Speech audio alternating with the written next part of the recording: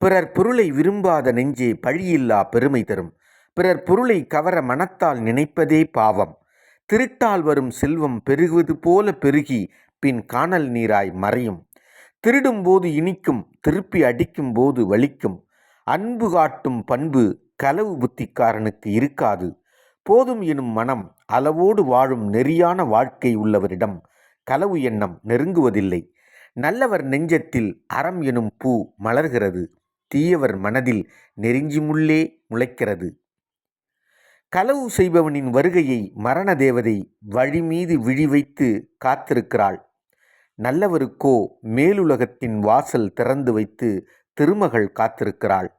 அன்பு செய், அறம் பழகு, அளவோடு வாழ், அடுத்தவர் பொருளுக்கு ஆசைப்படாதே.